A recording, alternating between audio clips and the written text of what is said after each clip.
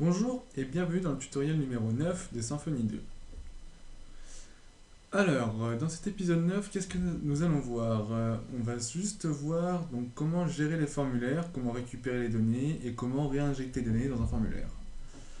Alors, avant tout, j'aimerais vous rappeler qu'il est important d'avoir vu les précédents tutoriels pour comprendre celui d'aujourd'hui et de vous maintenir à jour sur la version. Donc, tutoriel épisode 8, vous allez trouver sous la vidéo un lien pour télécharger directement le projet donc à jour. Donc le projet dans lequel je vais poursuivre aujourd'hui, avec lequel je vais poursuivre aujourd'hui. Alors, il me semble qu'on avait fait, si je fais slash test, on avait fait quelque chose, voilà, on avait fait une page test, donc on va reprendre celle-ci, voilà, et on va s'appuyer sur celle-ci pour faire une démonstration des formulaires. Alors si on va, voilà, test controller, donc vous aurez dans le bundle e-commerce le contrôleur, dans le contrôleur test contrôleur, voilà, vous ouvrez celui-ci.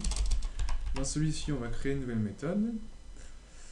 Et donc voilà. Alors on va créer avant tout un dossier form, voilà, dans lequel on placera un fichier PHP où on pourra appeler, par exemple, on n'a qu'à faire un formulaire, je sais pas, test form, voilà, test form pour vous montrer tout ce qu'on peut faire avec les formulaires. Sauf qu'on va pas mettre forme, mais type pour garder la convention de Symfony. Voilà, test type. Alors, ici, on va créer une public function. On va commenter celle-ci. Hop. Hop. On va retirer ça. On va retirer ça. Voilà. Tac. On va nommer la méthode test formulaire action. Voilà. On va hop. Comme ça fait plus de place, c'est plus joli. Alors, enfin, c'est moins joli, mais c'est plus joli pour nous, pour nos tutos. Alors, ensuite, on va faire un dive. On faire ici. On va juste modifier la route pour bien qu'elle pointe dessus. Hop, routing. On va mettre ici, on a mis test formulaire. Voilà, si on actualise. C'est un peu long, voilà, ici, ok, impeccable. Alors on peut commencer. Alors on a juste, moi j'ai juste modifié voilà, la route slash test pointe maintenant vers le contrôleur test, vers la méthode test formulaire. Hop, donc on est bien dans le contrôleur test, voilà, dans la méthode test formulaire. Donc c'est ici que tout commence. Dans un premier temps, on va créer le formulaire. Donc avant toute chose, n'oubliez pas donc le namespace. Voilà, on va faire un joli petit namespace. On est donc dans e-commerce, anti-slash e-commerce bundle. Je sais pas si vous avez vu, mais à chaque fois, moi j'aime bien copier-coller. En fait, pour pas faire de faute de frappe, voilà, pour gagner du temps et ne pas gérer les erreurs, les erreurs d'étourderie, voilà, tout simplement. Alors, une fois qu'on a fait ça, pour les formulaires, il faut impérativement appeler, donc avec l'aide de use, des componentes form, donc componente anti-slash form, normalement si je ne me trompe pas. Hop, form. Par contre, il me propose rien, donc ça m'inquiète un petit peu. Abstract, non, c'est bon. Alors, donc c'est abstract type. Voilà. Et encore une fois, donc je ne les connais pas par cœur, vous avez pu voir qu'avec l'autocomplétion, c'est beaucoup plus facile. D'où l'utilité d'utiliser un IDE. Et l'autre, hop, contrôle espace, il faut form builder, donc c'est form builder, voilà, interface, voilà, c'est celui-ci. Alors, une fois qu'on a fait ça, on va faire une classe toute bête en PHP comme d'habitude. On pourrait l'appeler test type, le nom du fichier. Hein. On va l'extend avec abstract type qui est, voilà, qui est important, donc qui est indispensable pour procéder à la mise en forme d'un formulaire. Alors, une fois qu'on a fait ça, on va regarder l'extends. Alors, qu'est-ce qu'on a besoin? On a besoin de la méthode buildForm. Voilà, on va avoir besoin de celle-ci, donc on va simplement la copier-coller. Hop, voilà. Et c'est ici qu'on va composer notre formulaire, tout simplement. Alors, est-ce qu'on a autre chose qui nous intéresse? Non. Alors là-dedans, on va mettre un petit commentaire. Ici, nous allons faire notre formulaire en PHP. Voilà, on va mettre le HTML. C'est fini. Voilà.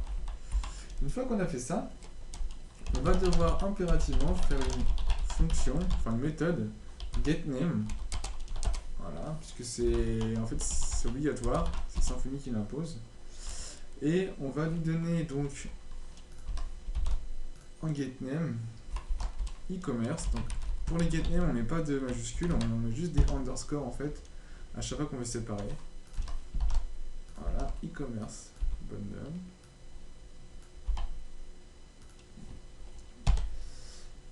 Underscore test. Voilà, tac. Voilà, donc là on a fait tout ce qu'il fallait, on a construit la classe telle qu'on en avait besoin, tel est standard de Symfony. Vous allez à chaque fois faire une classe avec à l'intérieur des méthodes qui sont impératives à avoir. C'est vraiment voilà, la convention, c'est comme ça, c'est pas autrement. Alors une fois que vous avez bien défini ces deux méthodes, on va pouvoir travailler ici dans la fonction buildForm et créer notre formulaire. Alors, on va tout simplement faire un builder, voilà, une variable builder, et y ajouter en fait tout ce qu'on a besoin. Voilà, vous vous dites, mais qu'est-ce qu'il raconte? Alors, vous inquiétez pas, on va faire un petit exemple avant de continuer. Admettons qu'on veut faire un formulaire de contact. Voilà, on va faire un formulaire de contact. On va mettre email. On va mettre on va rien mettre. Voilà, je vais vous montrer après pourquoi. Hop, on va faire ça. Maintenant qu'on a fait ça, vous me direz on n'a rien du tout à part un builder avec un. Hop, on lui envoie un email, on verra bien ce que ça donne, vous allez voir. Ici, on va appeler plutôt, notre formulaire. Alors, avant toute chose, on va d'abord aller chercher notre formulaire. Donc, on va prendre son espace, hop, on est toujours fainéant, hein, le copier-coller ça sur ne se trompe pas. Hop, test, autocomplétion, test type, voilà. Comme ça, on va pouvoir l'appeler dans notre méthode. Vous avez compris, je suppose, maintenant l'importance des use. À chaque fois qu'on va avoir besoin de quelque chose dans une classe, on va devoir l'appeler comme, enfin, appeler dans le use. Voilà. Alors, maintenant qu'on a fait ça, on va faire une variable form et à l'intérieur, on va lui dire de créer le formulaire, donc this create form, voilà, de créer le formulaire, hop, voilà. À l'intérieur, on va lui dire d'aller chercher la classe, donc on va créer un nouvel objet contact, non c'est pas contact, c'est test type, voilà. Hop. Et une fois qu'on a fait ça, on va tout simplement retourner le formulaire à notre vue. Alors avant ça, est-ce qu'on a une vue qui est disponible? View, default, test. Ouais, donc on a quelque chose. Ok. Alors, on va donc retourner à cette vue la forme. Donc pour ce faire, on va juste faire un return, un petit this render, et ici, comme d'habitude, on va lui passer hop, le chemin de la vue, deux points, default, deux points, test.html.twig. Voilà, on va retirer notre petit die, on va mettre un petit point virgule. Et donc, je disais donc, hop, on lui passe en paramètre for notre formulaire. Donc si on fait ça, on va avoir un petit problème. On va avoir un petit problème puisqu'en fait on va renvoyer un objet, on va pas renvoyer un formulaire. Alors pour ce faire, tout simplement, pour envoyer notre formulaire, pour dire à Twig, voilà, interprète-moi ce formulaire, on va juste utiliser une méthode qui s'appelle en fait, on va en gros lui dire form create view, voilà. Et avec ça, en fait, on appelle le form, on lui dit voilà, tu me crées la vue du formulaire. Alors tout simplement, une fois qu'on a fait ça, on va voir ce que ça donne. Voilà, on actualise. Hop, donc là, variable produit, oui, ça marche plus. Oui, bah, c'est normal, c'était l'ancien tutoriel. Hop, on va retirer tout ça. Formulaire, voilà. Donc là, il va nous afficher formulaire, mais il n'y a pas de formulaire. Pourquoi? Alors si vous avez suivi le précédent tutoriel, on avait copié, collé, manipulé des petites choses comme ça, le form ou form widget, etc. Et en gros, si on fait ça, voilà, on peut voir que notre formulaire a été généré d'une part par notre classe et d'une autre part par Twig, puisque c'est Twig qui l'interprète.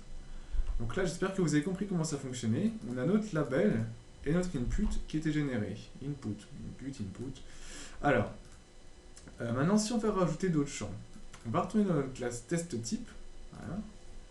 Et on va rajouter autant de champs qu'on a besoin. Alors, si par exemple on va mettre email, donc on va mettre add nom par exemple, add prénom, on peut mettre add sexe. Qu'est-ce qu'on peut rajouter d'autre? Add contenu par exemple.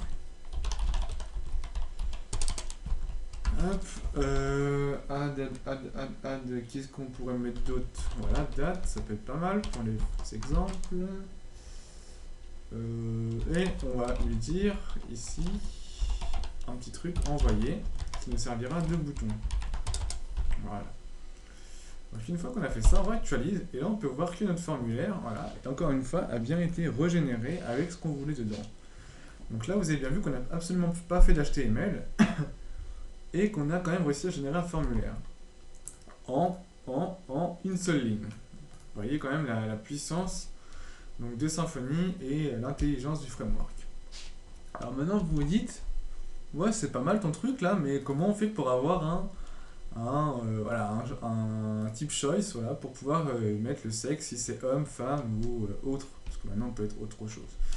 Voilà, si on veut un text array à la place d'un input, sinon on veut des select avec une date, etc. Et bien tout simplement, on va pouvoir passer en deuxième paramètre le type qu'on voulait. Alors par exemple ici, on peut passer le type email. Voilà. Si on actualise, on peut voir en inspectant qu'on a bien un type email. Voilà. Et ainsi de suite. Donc nom, prénom, ça ne va pas changer. Mais sexe, on peut mettre un type choice. Voilà. Et si on actualise, hop, on a un type choice. Bon, vite pour l'instant, je vais vous montrer après comment on va faire. Le contenu, pareil, on peut lui dire je veux text array. Voilà. Je veux un text array. Hop, j'ai un text array. Et là, pour la date, je veux date. On envoie. Hop, on a un joli petit select qui forme une date. On peut mettre un date time. Hop. Et là, on va voir l'heure et les minutes qui vont s'ajouter. Bon, on continue sur notre lignée. Si ici, on veut un type submit, hop, on fait submit. Et voilà, c'est devenu un bouton envoyer. Donc, vous avez vu qu'en quelques secondes, notre formulaire prend déjà une jolie forme et ressemble plus à ce qu'on veut, quoi. Donc maintenant, on va essayer d'ajouter des petits paramètres. Voilà. Mais avant ça, vous allez voir, voilà, par exemple, pour le type email, voilà, on dit qu'il est requis. Si on inspecte, on va voir que require est à true, donc il est activé. Si maintenant, moi, je veux qu'il ne soit pas actif, enfin, qu'il ne soit pas requis, je vais juste passer un troisième argument dans mon array. Je vais dire que require false, tu mets à false. Et pour email, on va voir que ce n'est plus, voilà, ce n'est plus requis pour le type email, enfin pour l'email, pardon. On peut voir que ce qui est requis maintenant, c'est le nom. et ainsi de suite. Donc on peut mettre le require false pour à peu près pour tous les champs même. Comme ça, en fait, on n'aura pas cette restriction de veuillez renseigner ce champ. Vous allez voir que si par exemple, on va mettre, hop, alors ici, on peut mettre nul. Par défaut, si on met nul, il va prendre un champ, un type texte, quoi. Alors, on actualise, je voulais juste montrer quelque chose. Ici, je l'ai mis à requis. Voilà. Si je mets n'importe quoi, il va me dire que voilà, il faut inclure un arrobas puisque c'est un type email. Donc ça, c'est le navigateur qui génère, mais on voit bien que le type email fonctionne bien. Alors, qu'est-ce qu'on pourrait voir d'autre? On peut voir aussi pour le choice. On voudrait rajouter des choses dedans. On va faire un array avec à l'intérieur choices, donc c'est comme paramètre qui va contenir dans le tableau, qui va contenir pardon, un tableau, voilà, je vais y arriver. Et là maintenant, dedans, on va mettre tout ce qu'on a besoin. Donc 0, on va dire que c'est les hommes. Voilà, hop, à la ligne pour faire un peu plus joli. 1, on va dire que c'est les femmes. Et 2, pardon, on va dire que c'est autre. Hop, on va peut-être mettre des virgules. Voilà. Maintenant, si on actualise, on va voir que on a nos hommes, femmes et autres. On peut même retirer le ça autre. Voilà. Donc là, j'espère que vous avez bien compris la chose. On a juste passé un tableau en troisième paramètre qui, lui, va constituer tout simplement nos options dans notre select. Voilà. Qu'est-ce qu'on pourrait voir d'autre pour le type select? Puisqu'on est dedans, on peut voir comment faire pour que le select devienne des boutons radio. Voilà. Donc, pour faire ceci, puisque c'est possible, on peut tout simplement rajouter un paramètre. Donc c'est expanded et on va le mettre à true. Parce que si on met à fausse, ça ne va pas fonctionner. Et là, on peut voir que le select est parti et maintenant on a place à des boutons radio. Donc tout ça, je ne l'invente pas, c'est dans la doc. Moi, à force de développer en Symfony, de faire des tas de formulaires, etc., bon, ça commence à rentrer. Donc c'est pour ça que je ne regarde pas la documentation, mais sachez que tout ce que je vous apprends là, c'est dans la documentation. Alors, qu'est-ce qu'on pourrait avoir d'autre d'intéressant? On peut avoir, pour les selects, un preference choice. C'est-à-dire qu'on peut avoir femme, par exemple, tout en haut de la liste. Donc, on va mettre un false. Et je vais vous faire une petite démonstration. Hop. Donc, c'est preferred choices. Il me semble que c'est ça. Et on va lui dire que, voilà, je voudrais que tu mettes en choix préféré les femmes. Et là, on voit qu'il a mis des femmes, donc il nous a fait un petit trait, et il a mis les autres en dessous. Donc c'est un array, je peux passer d'autres arguments, je peux lui dire que voilà, tu mets le 1 et le 2. Hop, il a mis tout en haut, autres et femmes. Donc ça, c'est une petite astuce, ça peut être pas mal. Notamment pour les pays, quand vous listez tous les pays. Vous pouvez mettre par exemple tout en haut la France. Parce qu'on peut voir aussi, je vais vous montrer ça, add pays, pardon, hop, un joli petit type country, et là vous allez voir, hop, ah, j'ai peut-être oublié, ah oui, la local EN, pardon. Alors ça c'est dans la config, dans le parameters, voilà, je vais mettre les EN.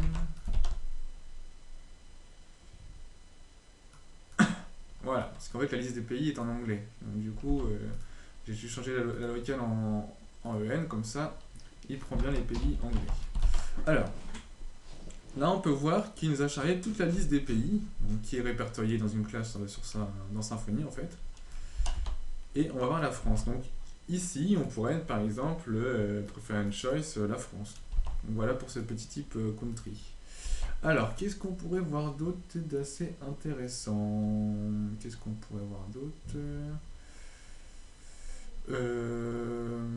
Tac, tac, tac, tac. On n'a qu'à voir voilà, comment lister par exemple les utilisateurs dans un champ. Donc, utilisateur. Qui est contenu dans notre base de données. Vous allez voir que c'est super facile. Et là, vous allez vous dire, ah oui, c'est vraiment beaucoup plus facile qu'avant lorsque vous étiez en PHP et que vous deviez faire votre requête, le mettre dans votre... faire une boucle while ou ce que vous voulez, faire vos options, etc. et incorporer les noms de chaque utilisateur dans les options. Mais là, vous allez voir que Symfony nous fait tout pour nous. Alors, on lui dit que c'est un type entité, donc entity, et d'aller chercher la classe. Donc, on va lister par exemple notre utilisateur. Donc notre classe utilisateur, nous c'est c'est utilisateur. Voilà. Hop, anti-slash utilisateur bundle, anti-slash entity, donc c'est utilisateur. Hop là. Donc si je fais ça, normalement, ça devrait nous lister les utilisateurs. Et là, ça nous met une jolie petite erreur. Donc qu'est-ce qu'il nous dit? Il nous dit que la classe n'existe pas. D'accord, il n'en veut pas. Ah, j'ai peut-être oublié entité. Voilà, pardon. Avec un E majuscule. Même si Windows ne peut pas permettre la casse. Voilà. Là, on peut voir qu'il nous a listé les utilisateurs. Donc, moi, j'ai dev et Benjamin. Donc dev, ça va être un test. Donc voilà, donc là on peut voir que ça va bien chercher dans notre base de données si on y va. Donc il y a slash phpMyAdmin. Oh là là là là. Hop, si on y va. Tac. Qu'est-ce qu'il me fait lui?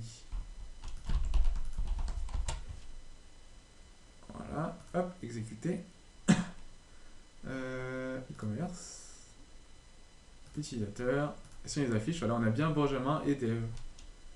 On peut rajouter autant qu'on veut, ça sera évidemment dynamique. Donc voilà, qu'est-ce qu'on pourrait voir d'autre comme type? Moi je pense qu'on a pas mal fait le tour, il y a quand même pas mal d'autres choses, mais bon, le but c'est pas de tout vous montrer parce qu'il y a pas mal de petits paramètres, de petites configurations qu'on peut faire. Maintenant, moi je vais vous laisser aller feuilleter la doc et c'est comme ça que vous allez apprendre un maximum de choses. Maintenant, on va apprendre à traiter le formulaire. Donc maintenant qu'on s'est généré un formulaire, on aimerait bien qu'il nous renvoie quelque chose, ce formulaire. Alors pour ce faire, déjà, je vais faire ici un form avec un action. Voilà. Je ne sais pas, un action, hop, méthode post, hop, et on va fermer le form. Voilà. Une fois qu'on a fait ça, je vais juste récupérer le nom de la route. Alors pour faire ça, donc là vous pouvez voir que la barre debug ne s'affiche pas. Une petite astuce à savoir, c'est qu'il faut mettre tout simplement HTML, hop, HTML, et ici body, et ici body. Je dirais même plus ici. Voilà, et là vous allez voir que la barre de debug va s'afficher. Voilà, et comme ça je peux récupérer le nom de la route qui s'appelle test. Hop, donc là on lui dit que lorsqu'on va cliquer sur envoyer, il est chercher l'URL test. Donc comme ça il va chercher directement la méthode. On va pouvoir traiter en fait l'action du formulaire dans la route, enfin dans la route qui est destinée à notre méthode. Donc on peut tester. Voilà, donc il va rien se passer. On va mettre un email contact@click.fr. Donc test, envoyer. Donc là en fait il va juste se rediriger, voilà, on va tout passer en get. D'ailleurs c'est pas normal qu'il passe tout en get puisqu'on a dit qu'on passait en post. Voilà, si je retire le E à méthode, ce serait mieux. Voilà. Donc maintenant, on voudrait traiter le formulaire, voilà, voir ce qu'il contient. Voilà, tout simplement. Alors, on va, pour ce faire, ici, donc, on va voir si... On va tester le retour. Donc, on va lui dire que si if request get method, donc c'est une méthode toute faite de Symfony, voilà, est égal à post, on va faire un die, ici je traite mon formulaire, voilà. Donc là le request il faut l'initialiser, soit on initialise en disant request égale this request, ou soit on peut faire un this get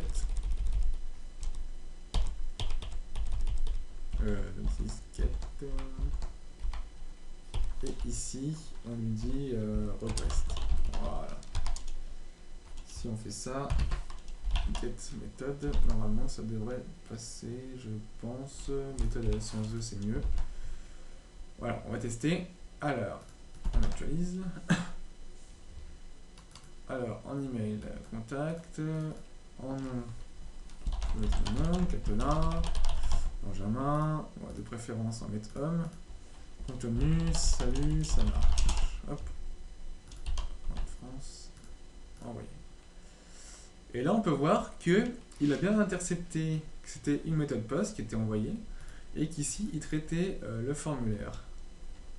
Parce qu'en fait, vous pouvez voir que si on va directement sur l'URL, voilà, on a bien le formulaire. Mais par contre, si on envoie, c'était bien une méthode post qui est envoyée dans l'entête HTTP.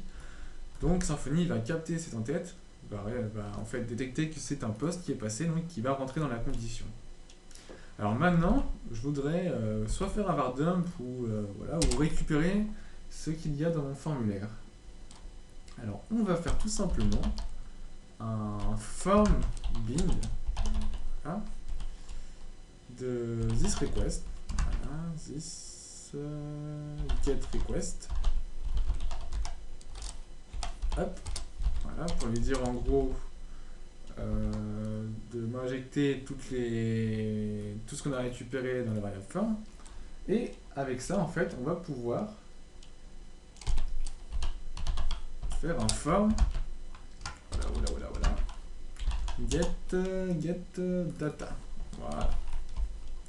Si on fait un var dump de ça, et qu'on actualise,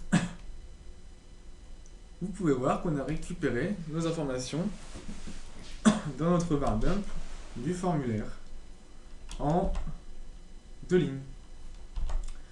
Alors, qu'est-ce qui s'est passé concrètement? Alors, on a tout simplement récupéré, donc on recommence, on récapitule, on a détecté une entête avec une méthode post, voilà, donc on l'intercepte, donc on rentre dans la condition. Une fois qu'on a fait ça, on va récupérer tout ce qu'on a mis dans notre formulaire dans la variable form et on va injecter, on va récupérer via getData tout ce qui va se trouver dans notre formulaire. Alors, on peut voir ici notre email qu'on a indiqué, notre nom, etc.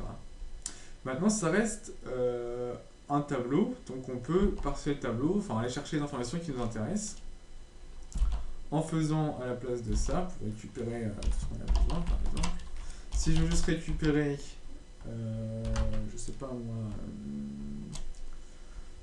récupérer juste l'email, par exemple,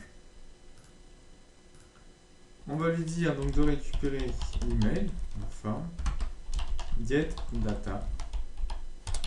Voilà. Et je voudrais faire un écho. Voilà, récupérer ce qu'on veut récupérer. Hop, continue. Et là, on peut voir que j'ai récupéré l'email de notre formulaire passé dans notre joli champ. Voilà. Donc, on peut faire la même chose pour tous les champs ou soit traiter donc le formulaire via getData. Donc là, ce sera l'intégralité du formulaire. Donc, on va refaire un petit var dump. Hop, var dump, et vous montrer comment on a récupéré l'utilisateur, par exemple. Voilà. Donc, on peut voir que dans l'utilisateur, on a un objet qui pointe bien vers l'entité, et après, il ne nous reste plus qu'à parcourir cet objet et récupérer, par exemple, getUsername via le getter qu'on avait créé, ou que le bundle a créé, pardon, FOS User Bundle, pour pouvoir récupérer le nom de l'user, par exemple. Donc voilà, donc vous savez comment créer un formulaire, comment le mettre à votre convenance, envoyer les informations à votre contrôleur et les traiter dans votre contrôleur. Maintenant, on va voir comment réinjecter ces informations dans notre vue. C'est-à-dire que si par exemple ici, je veux retourner un formulaire avec à l'intérieur du champ email, par exemple, un email que j'ai décidé, et ben je vais mettre par exemple Benjamin, je vais mettre test@tv. develonclick.fr. Là, vous allez voir que je vais retourner un formulaire avec à l'intérieur test@develonclick.fr. Donc, on peut réinjecter via un deuxième paramètre de la fonction createForm tout ce qu'on veut dans un tableau. Donc, on peut faire array email, etc. Donc, l'email correspond bien évidemment à ce que vous avez mis dans votre formulaire. Hein. Si vous mettez sexe, ça va marcher, prénom, ça va marcher. Si vous mettez Toto, ça ne marchera pas tant que vous n'avez pas mis @Toto. Voilà. Donc j'espère que j'ai été assez clair sur ça. Une fois que vous avez fait ça, n'oubliez pas donc de renvoyer à votre vue votre formulaire. Et donc n'oubliez surtout pas aussi, si vous mettez juste form, voilà ce que ça va. On va faire un petit exemple. Si vous mettez juste form, hop, vous allez voir que voilà, il vous dit qu'on a oublié quelque chose pour le formulaire. Donc, il est impératif de mettre le create view pour pouvoir créer la vue. Voilà, créer le joli petit formulaire qui est ici. Donc voilà pour les formulaires, le tutoriel va s'achever maintenant. Vous allez voir dans les prochains tutoriels, maintenant qu'on sait maîtriser les formulaires, comment passer les entités, etc. Donc faire des formulaires en relation avec la base de données. Une fois, par exemple, faire un formulaire d'ajout de produit, par exemple. Et lorsqu'on va ajouter un produit, quand on cliquera sur ajouter, c'est insérera directement les informations saisies dans le formulaire dans la base de données. Donc tout ça, on va l'apprendre. Maintenant, c'était impératif de savoir comment faire un formulaire, comment envoyer des informations, etc. Donc j'espère que ce tutoriel vous a plu, que vous n'êtes toujours pas perdu. Si c'est le cas, vous me le dites, on pourra faire un tutoriel de rappel, un tutoriel de révision, ou je sais pas, on pourra s'adapter. Mais surtout, dites-le moi bien. Je vous invite donc à aller sur develonclick.fr pour les commentaires, si vous voulez discuter. Et je vous encourage aussi à aller voir la documentation pour les formulaires, histoire d'en apprendre encore un peu plus, de bien vous entraîner. Et donc voilà, bon courage pour la suite et rendez-vous au prochain tutoriel.